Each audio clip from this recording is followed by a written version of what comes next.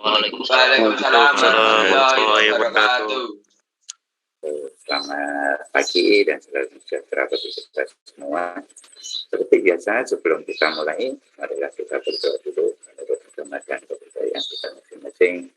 Berdoa, kita silakan.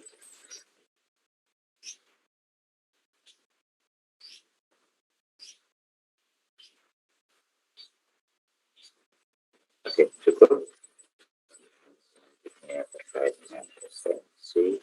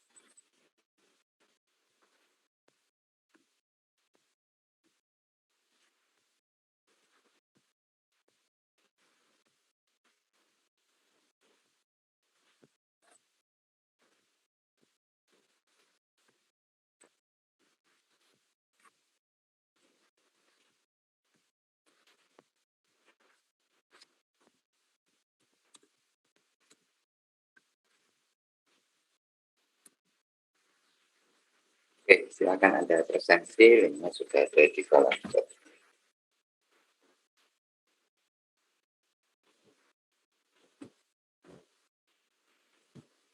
Oke, kita akan melanjutkan pokok bahasan yang kemarin, yaitu instalasi.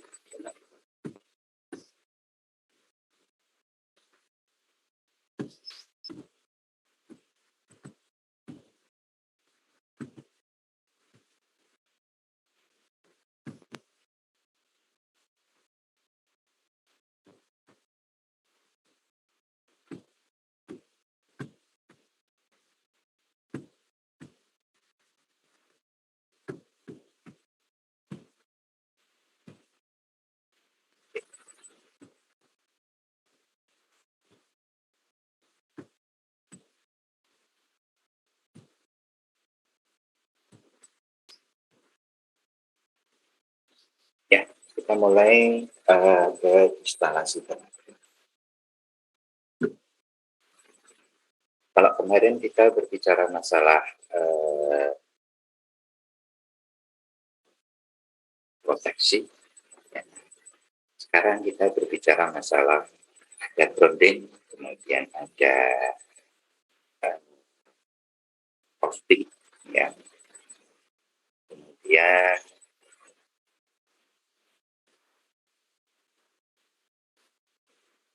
terkait instalasi yang lain.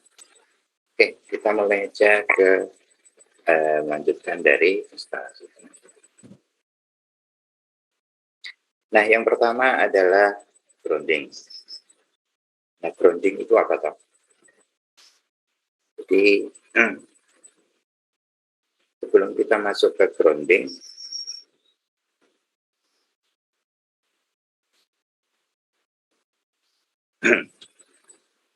jadi di dalam instalasi listrik,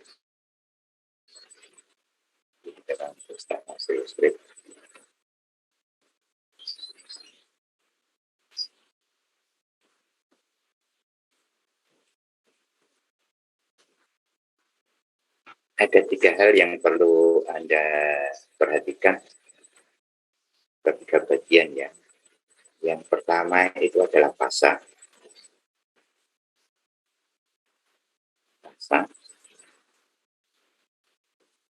Nah, eh, yang kedua itu adalah netral, yang ketiga adalah ground.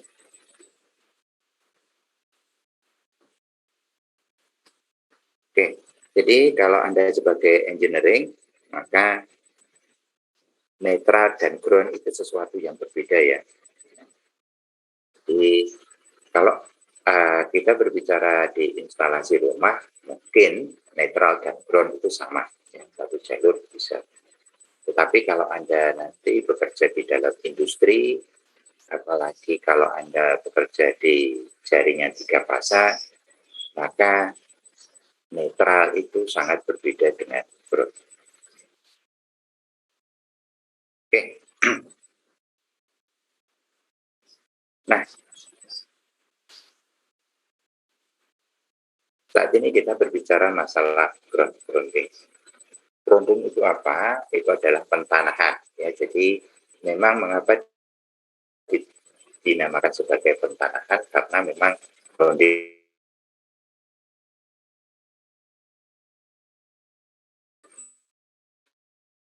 dihubungkan istilahnya sebagai grounding tadi. Oke, fungsinya apa grounding? Nah, grounding ini agar jika ada apa istilahnya, jika ada isolasi dari kabel itu yang terlepas, kemudian dia menyentuh bodi atau menyentuh apapun, ya istilahnya menyentuh bodi, maka listrik itu akan langsung dialirkan ke tanah, bukan ke manusia. Jadi fungsi utamanya adalah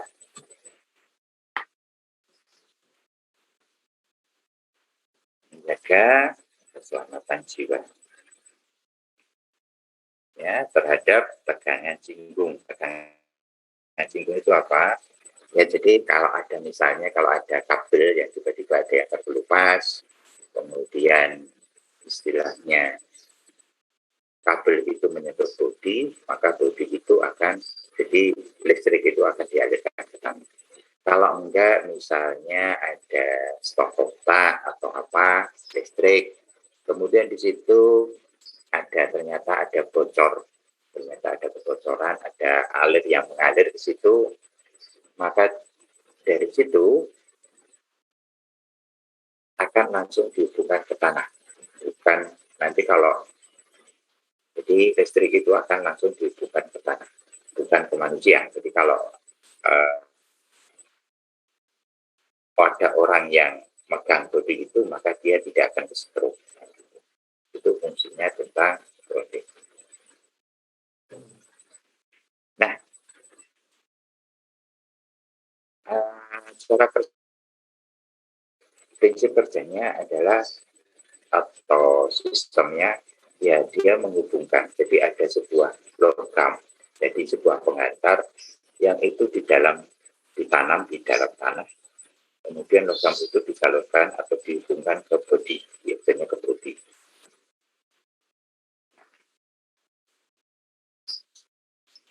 Nah,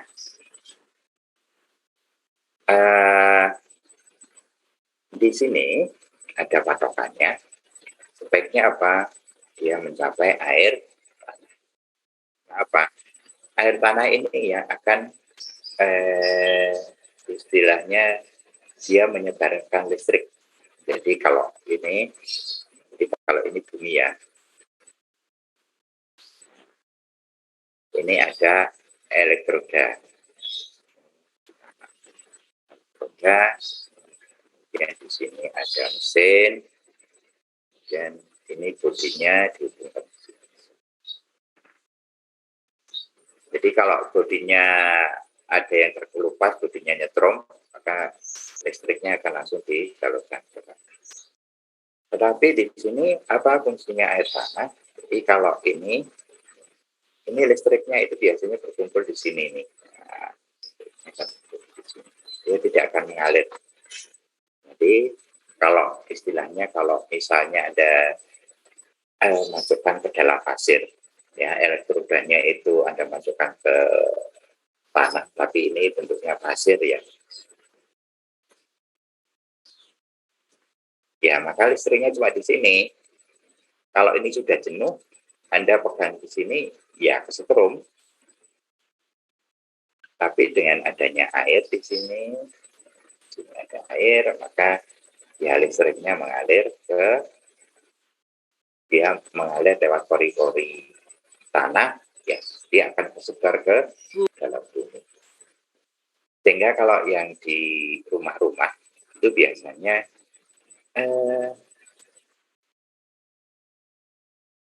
air itu, jadi elektrodanya seringkali tidak ditanam di dalam tanah, tapi dimasukkan ke dalam sumur. Ya, jadi ya kalau sumur itu kan mesti ada airnya. Jadi elektroda itu langsung dimasukkan ke dalam sumur. Ya, jadi fungsi air tanah itu ya untuk menyebarkan listrik tadi. Nah, sekarang jenis-jenis dari batang elektroda. Elektroda itu ada macam-macam. Ada yang berbentuk kecil, di sini ada batang ya, ini berupa batang.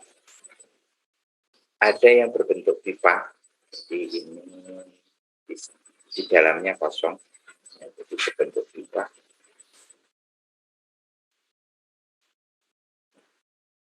Jadi ada yang pecah, benda pecah, kemudian ada yang berbentuk pipa, ada yang berbentuk lempengan.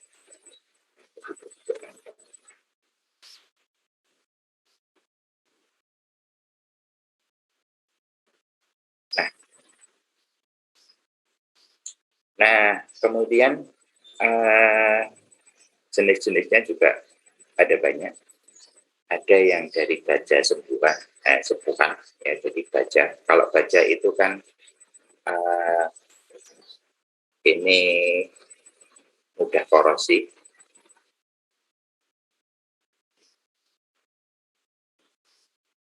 Karena mudah korosi, maka dia disepuh.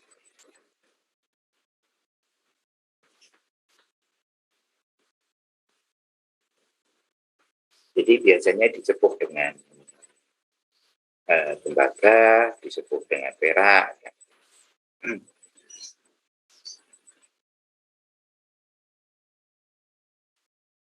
Oke, yang kedua adalah tembaga, batang tembaga.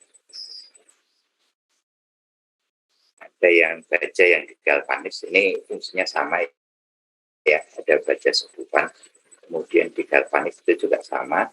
Ini biar bajanya itu tidak korosi atau tayangan. Nah, jadi di sini kalau ini berupa batang ya, yang berupa batang. Kalau batang itu berarti pecah. Oke, jadi di sini sudah ada minimalnya adalah 19 mm, di sini 15 mm, kalau tinggal Kamis itu 25. Nah, yang di sini yang jadi patokan adalah lebar sentuhan tanah. Ya, jadi lebar, jadi luas sentuhan tanah.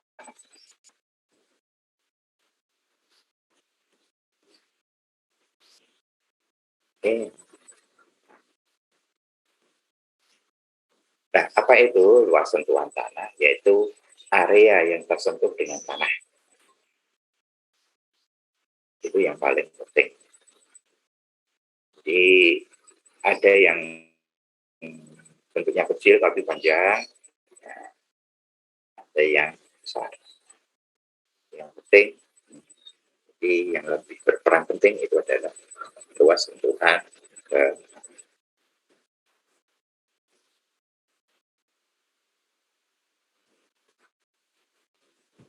Oke, mengapa banyak yang batang?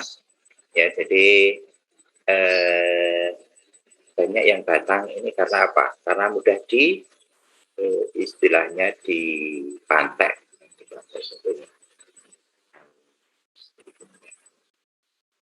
Kalau ini tanah, ini pipa, ini batangan pejal, ya ini bisa di pantai ya. Jadi kita dipukul aja bisa langsung nancep ke tanah. Ya, jadi tinggal dipukul aja, dia bisa langsung nancep ke tanah. Beda kalau lempengan harus digali dulu, tanahnya digali, kemudian lempengannya dipasang di bawah, kemudian tanahnya ditimbun lagi. Nah, kalau yang batang-batang seperti ini bisa langsung dipukuli, ya, artinya jadi seperti pasak, dia akan langsung turun ke dalam. Gitu. Nah, sekarang spesifikasi dari tahanan tanah itu seberapa? Jadi prinsip kerjanya tahanannya 0. Ya, jadi sebisa mungkin tahanannya 0. Nanti berbeda-beda ya. Kalau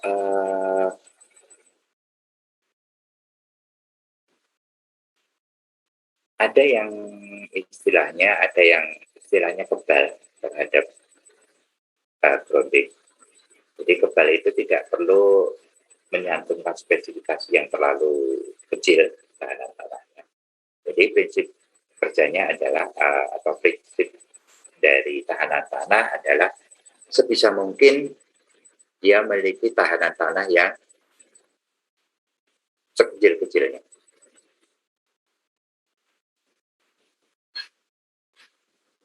Oke, jadi intinya di sini sekecil mungkin agar apa? Kalau terjadi kerusakan isolasi tidak lebih dari 50 volt. Gunanya apa? Jadi kalau di sini ada kabel ya, di sini ada kabel, kemudian di sini ternyata ada yang kelupas. Nah, maka tegangan di sini, ya jadi ini nanti ini misalnya kemudian, jadi kalau tegangan di sini dengan yang groundingnya tanahnya itu besarnya maksimal 50 volt. Jadi memang speknya tidak lebih dari 50 volt. Nah, besarnya tahanan tanah itu tergantung dari arus nominalnya. Oke, tahanan maksimum itu ini 25 ke arus nominal dalam bentuk. Jadi ini adalah arus nominal dari patron lebur. Patron lebur itu adalah sekringnya ya. Patron lebur itu sekring. Oke. Nah sekarang bagaimana instalasinya? Ya, jadi ini kalau yang ini itu panduan secara umum. Nah, sekarang terkait dengan instalasi. Kalau instalasi ada dua hal. Yang pertama titik netral. Ini titik netralnya ya digroundingkan. Yang kedua ini groundingnya aja yang digroundingkan ya, dihubungkan tetap. Kalau ini netralnya dihubungkan tetap. Ya, jadi tidak boleh lebih dari setengah besarnya tegangan dari sistem dibagi dengan trap current. Jadi trap current itu apa? Arus jatuh. Ya, jadi arus puncak kalau di atas itu maka ngetrip. Yang kedua, tahanan tanah ya, jadi batasnya ini ya. Jadi yang batas umumnya adalah tidak lebih dari 60 volt. Maka yang kedua, ini yang pertama ya di sini. Ini rumus yang pertama, rumus yang kedua. Jadi pertama dan kedua itu cari yang paling kecil. Yang kedua adalah besarnya tahanan tanah dari titik netral tidak boleh lebih dari 65 volt dibagi dengan rem current. Dari apa? Motor yang terbesar. Nah, ini ya.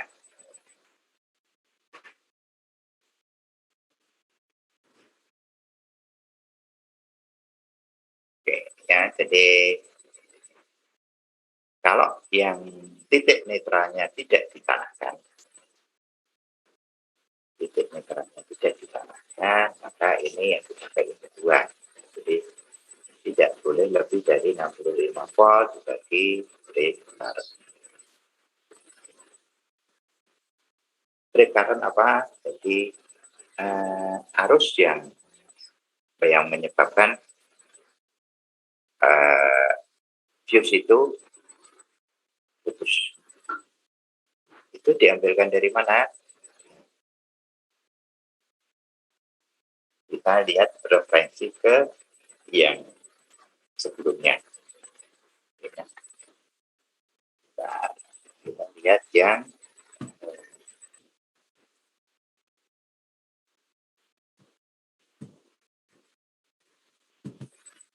PowerPoint sebelumnya.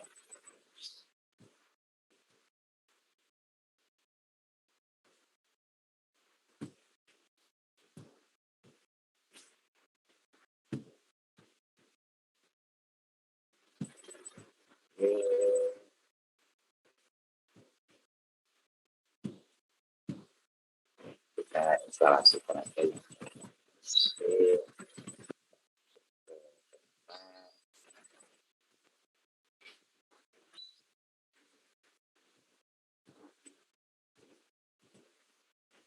Ya, kita mulai dari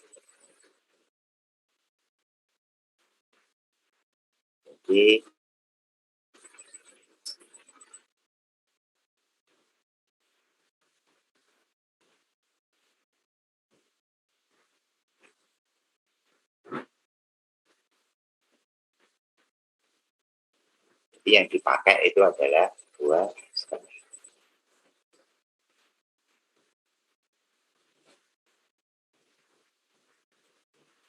Ya, jadi patron lebur MCB itu maksimal adalah 2,5 dari arus nominal.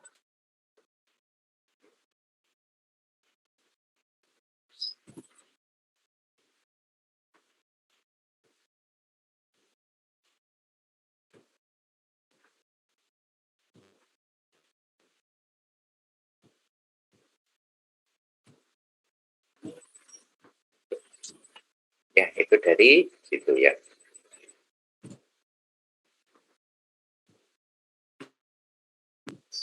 Nah, sekarang di sini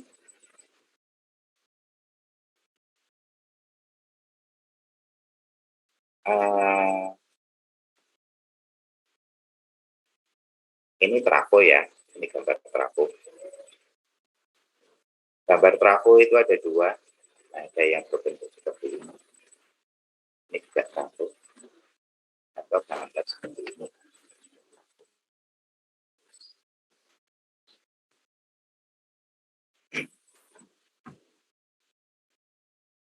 Nah, di sini diketahui ada 3 fase. Yang fase 80, 12 volt. Ini 3 fase. Ini bintang ya, konfigurasi bintang. Ini patron leburnya. Kemudian di sini kita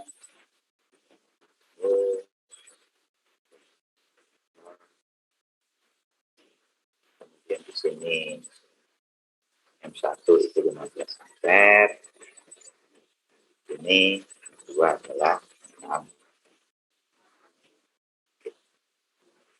Motornya adalah motor 3 pasang. Oke. Nah, sekarang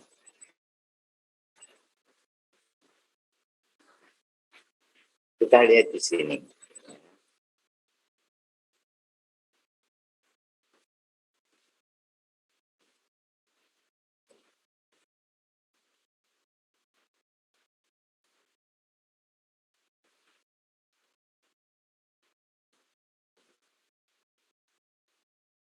Oke, di sini 65.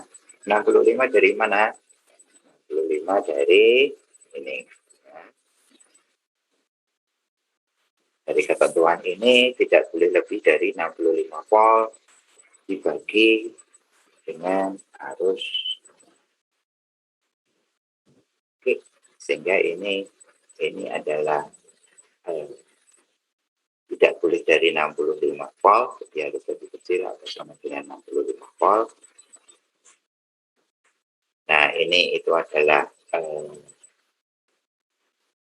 patron leburnya, itu adalah 2,5 kali arus nominal. Arus nominalnya 15 ampere.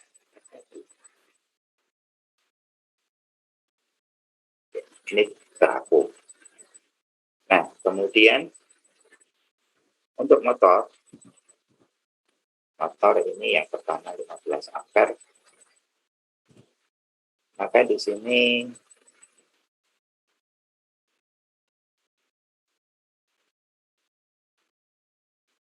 ini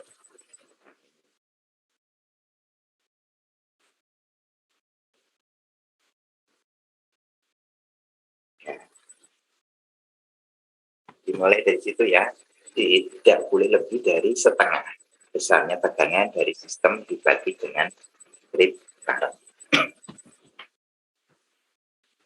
Ya, intinya di sini trip current itu apa? Nah, trip current itu ini 2,5 dari arus. Oke, berarti ini setengah tadi tidak boleh dari setengah dari tegangannya 380 karena 3 fasa. Ini tegangan 3 fasa karena ini 3 fasa ya. Nah, maka bentuknya seperti ini dibagi patron lebur ini di 2,5 dari arus,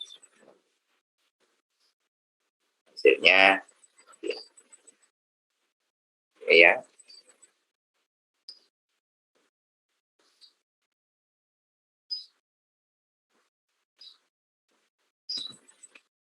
Oke, kalau motor kecil karena dia 3 fasa ini juga sama.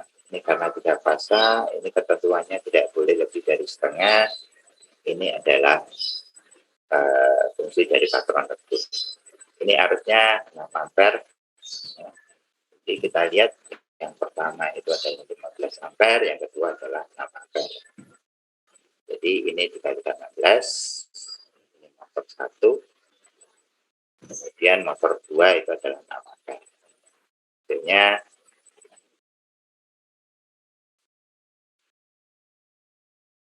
kemudian kita cek. Jadi ini motor terbesar ya.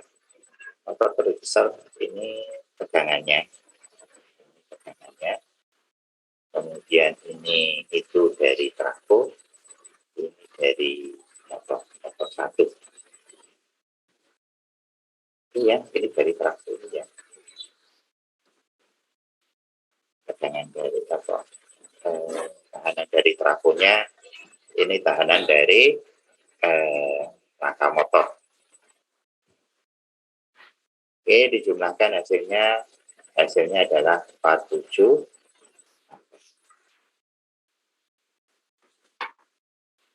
ampere. Jadi 47 ampere itu lebih besar daripada 2,5 kali 15. Oke, apa? Jadi sekren pengaman motor itu dapat putus dengan cepat. Jadi kalau ada bodi yang, jadi ada istilahnya ini 2,5 kali 15 itu 2 kali, jadi ini sekitar 37,5.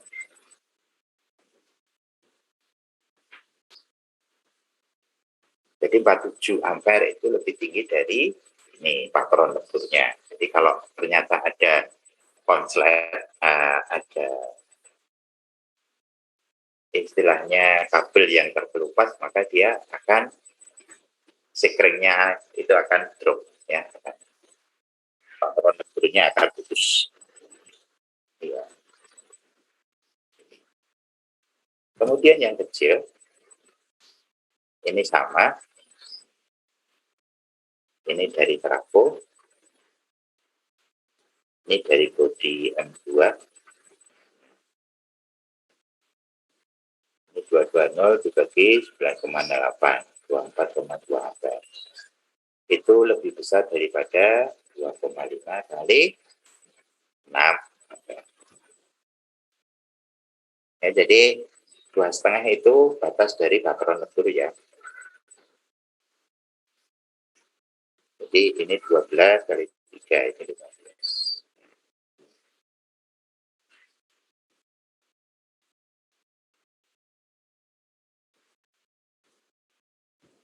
Oke, sampai sini ada yang mau ditanyakan?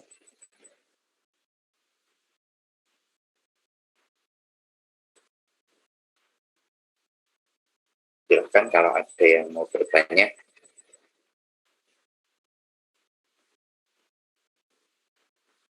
Ya, kalau nggak ada kita masuk. Jadi bonding sudah selesai, kita masuk ke COSPI, ya, perbaikan faktor daya.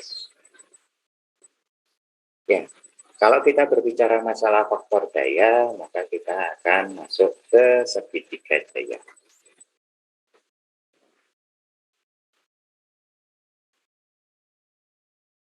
Ini adalah KW, ini adalah KVA, ini adalah KVA.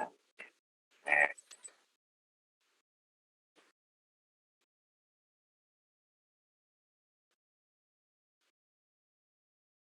ya, jadi sebenarnya kalau Anda berbicara masalah barang-barang elektronik,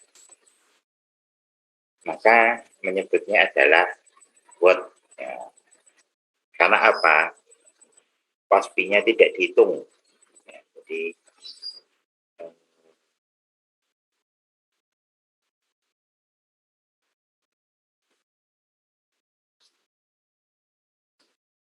oke, sebentar. Ini kita terangkan dulu tentang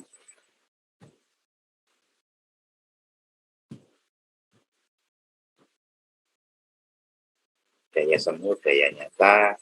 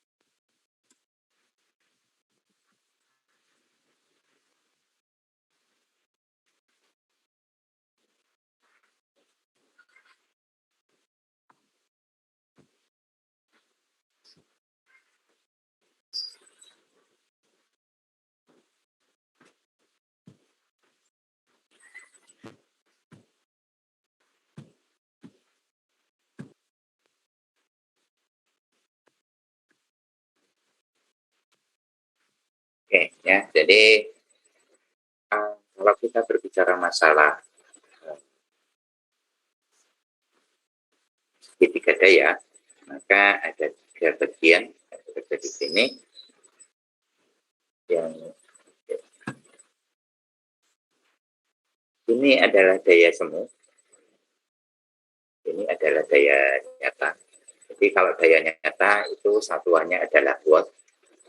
Kemudian kalau daya semu itu adalah volt ampere.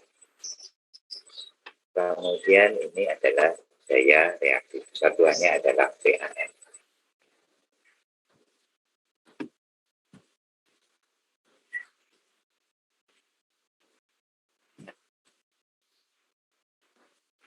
Nah, mengapa terjadi daya semu? Itu karena ada yang namanya komponen induksi dan kapasitif.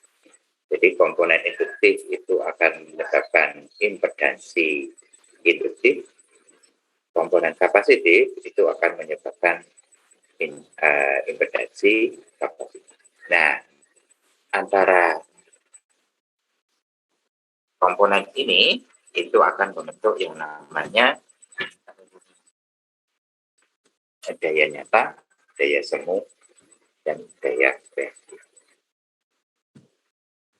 Nah, untuk rumah-rumah itu kalau kita lihat di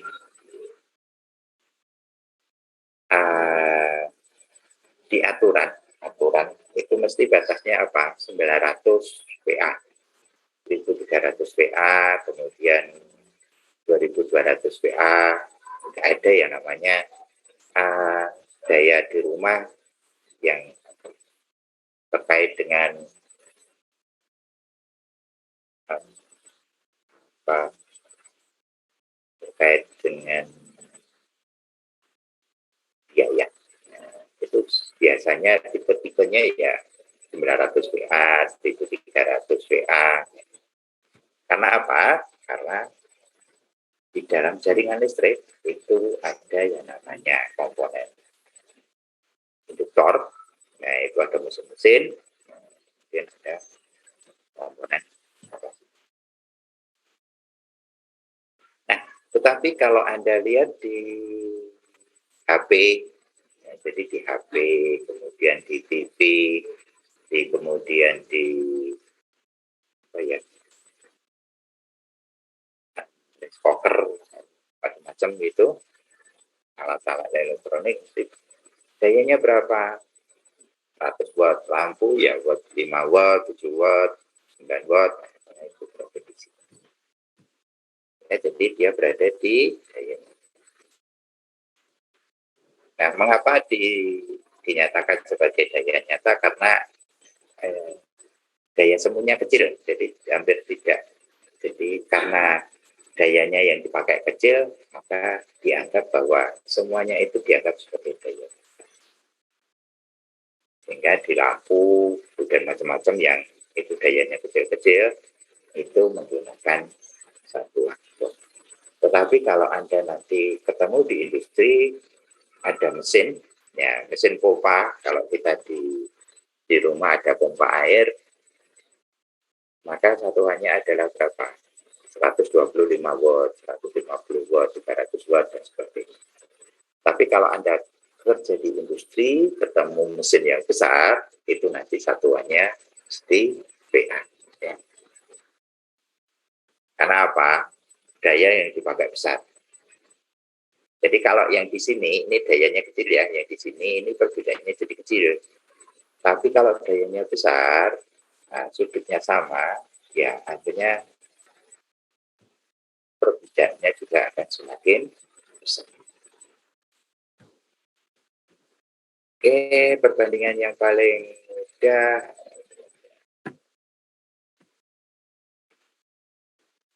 Ini daya aktif, daya nyata, ini wattnya ini yang airnya ya. Kalau daya semu itu air sampai ke busanya, umpluknya ini. Ini adalah daya. Oke, itu harusnya di mata kuliah awal-awal itu harus sudah. kita lanjutkan ke sini.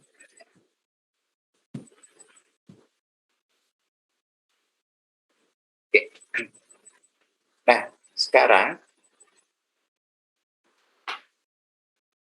KVA ini ya yang jadi masalah ini adalah daya yang dibayar.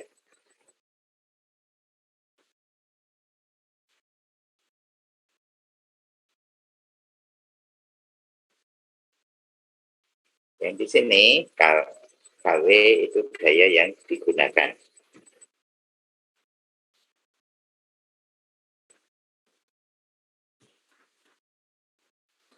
Jelas sisi miring itu jauh lebih panjang daripada sisi mendatar.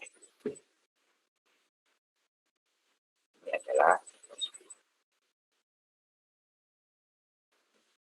Nah, jadi misalnya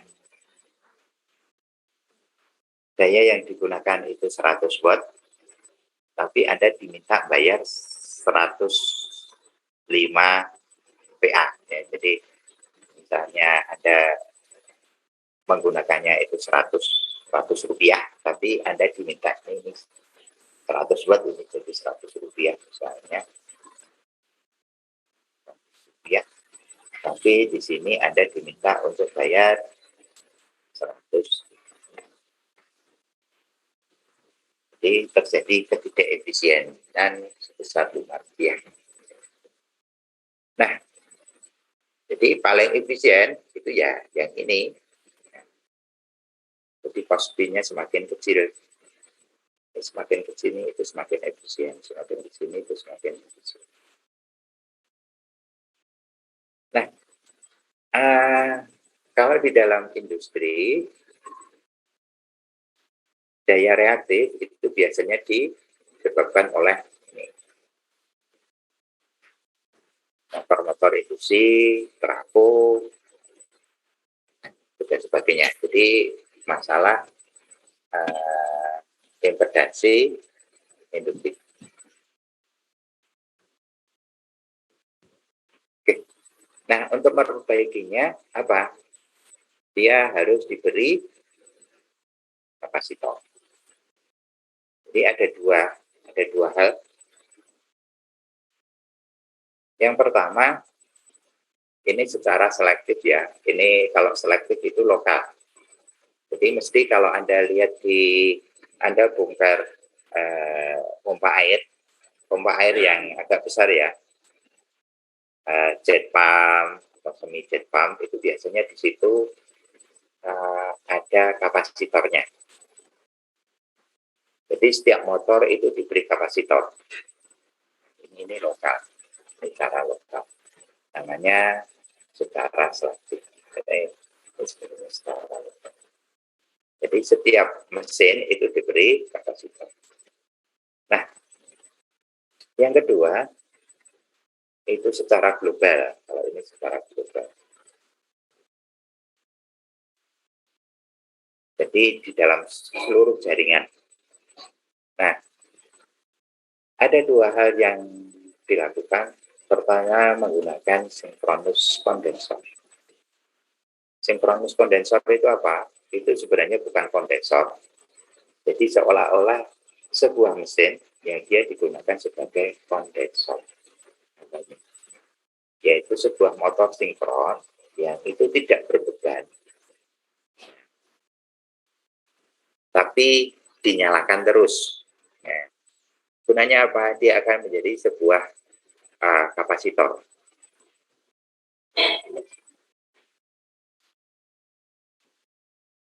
Ini ya. Jadi ada motor sinkron, ya dia diputar. Dia cuma dihidupkan aja, nggak ada bebannya sama sekali. Gunanya apa? Ini yang dinamakan sebagai sinkronus kondensor. Yang kedua, yaitu shunt kapasitor. Shunt kapasitor ini kalau di dalam industri atau di apartemen atau di hotel-hotel, ini dinamakan sebagai kapasitor bank.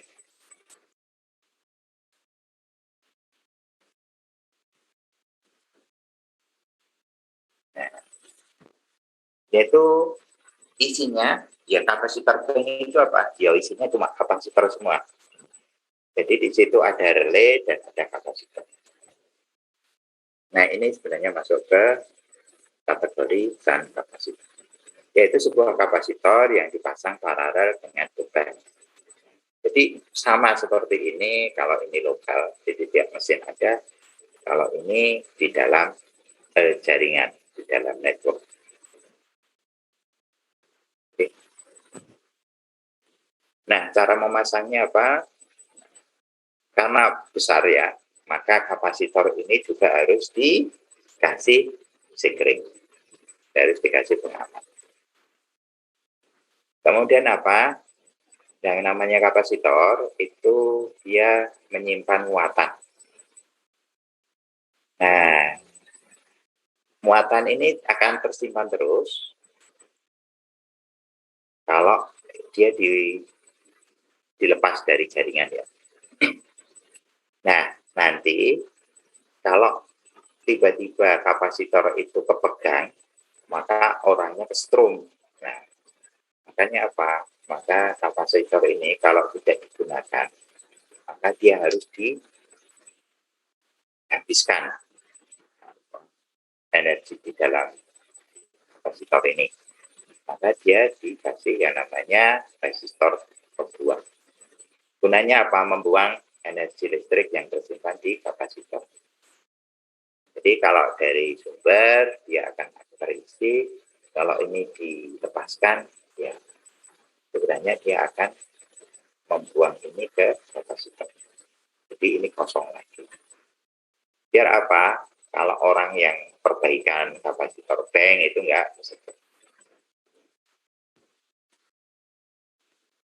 Oke, kemudian seberapa besarnya kapasitornya adalah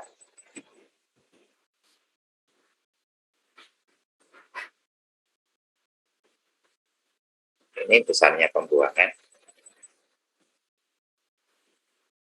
Terus kemudian kalau ini kemudian ratingnya,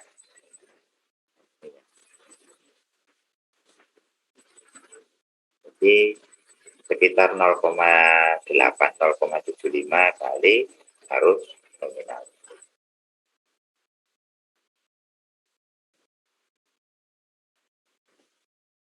Oke, intinya tahanan pembuang tidak terhubung bila kapasitor bekerja, berarti kalau kapasitor terhubung ke jaringan. Jadi ini ya, jadi ini fasa, ini kapasitor, ya ini fuse, fuse ini kapasitor.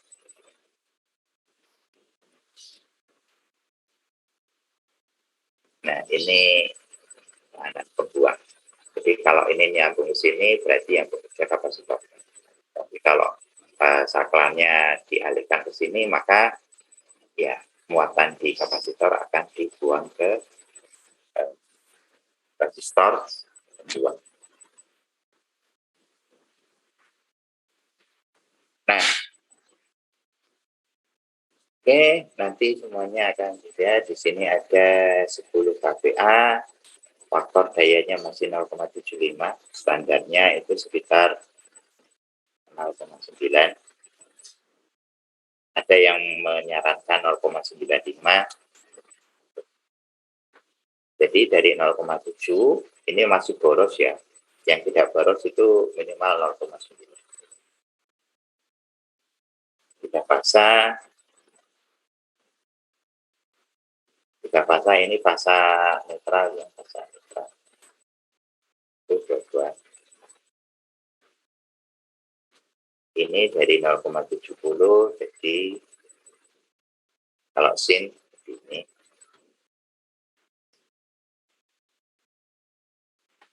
Ya udah 0,75.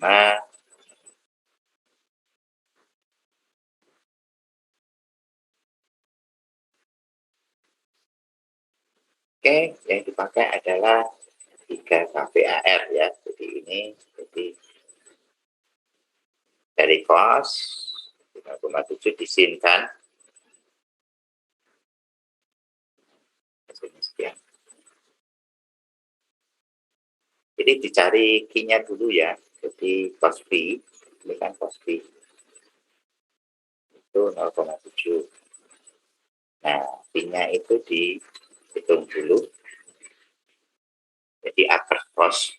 Nah, baru ketemu punya berapa, baru nanti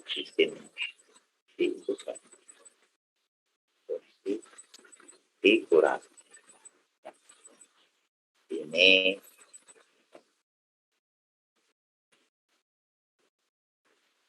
itu.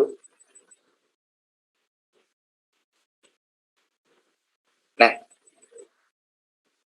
sekarang masuk ke penghawatan. Pengamatan itu biasanya ya kalau di dalam industri itu masuk ke panel hubung tadi ya. Jadi panel itu nanti ada banyak. Kalau di industri ada yang namanya switch gear. Ya, jadi itu sebenarnya panel hubung bagi. Jadi kalau di dalam instalasi industri itu biasanya cuma terbagi menjadi sama seperti saya sampaikan di depan. Itu kalau di dalam instalasi itu ya, terkait dengan terminal, terkait dengan sambungan. Oke.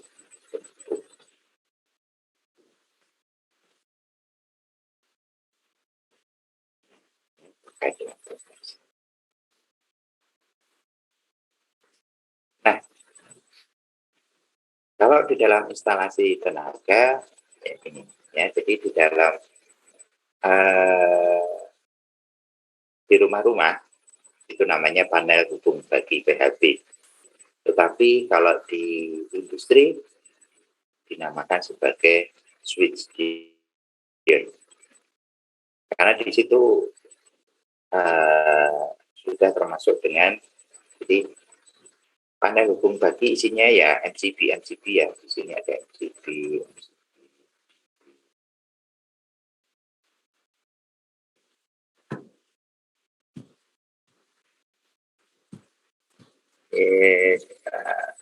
Ini masuk ke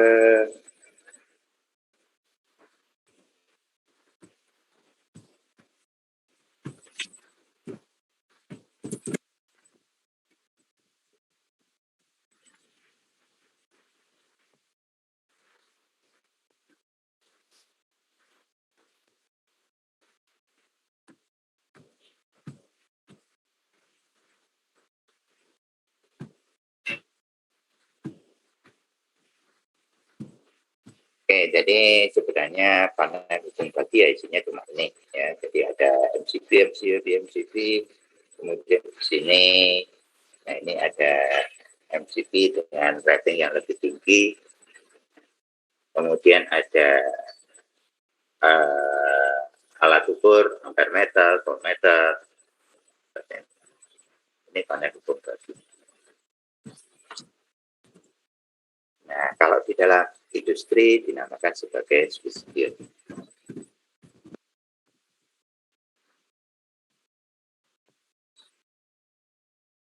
Nah, isinya seperti ini. Ini sebenarnya sama ya. Jadi di dalam industri itu bentuknya seperti ini. Fungsinya sama ya, cuma namanya aja yang berbeda.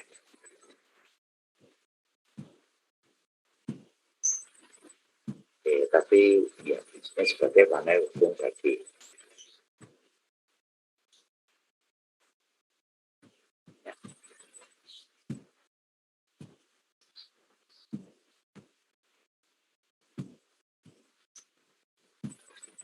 Nah, di dalam menyambungkan ada yang langsung dari ya, ada dua jenis. Yang pertama dari lemari bagi. Lemari bagi itu switchgear bagi sebagai PHB, panel hubung bagi, atau dari yang namanya BES. kasbi.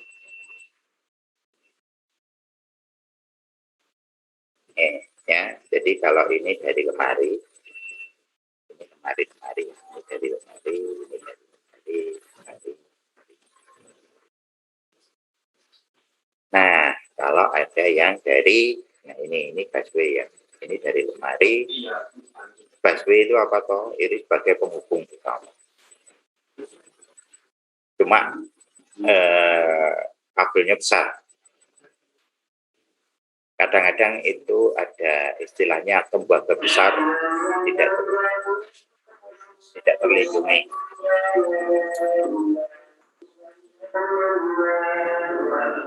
Oke, nah ini sebagai dipakai. Ya, jadi berjejer.